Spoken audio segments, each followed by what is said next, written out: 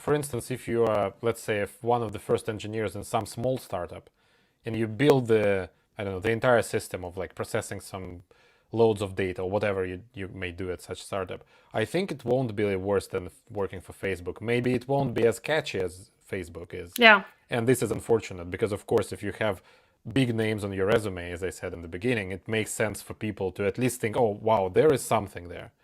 It may not even be true, but they would look at it maybe with more interest.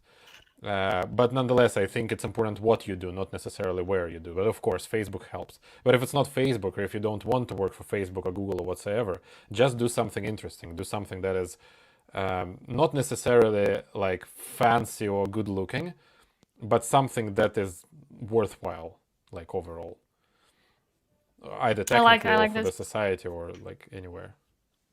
I like this tip, like do something interesting. I think it's a good approach to career in general, but for this visa, like you need to do something interesting. Like you can't just be like pushing tasks on Jira board. Even if you work at Facebook, but you only code and you don't do anything like anything at all interesting, it would be difficult for you to make a good case if you don't Yeah. have like anything else.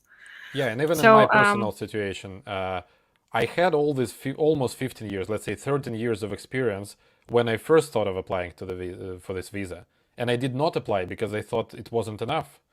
Then in the past 2 years, when I spoke at some conferences, I wrote this blog. I'm not saying this is like the best thing I could do or you could do. Maybe you could do something much better, and I'm sure you can.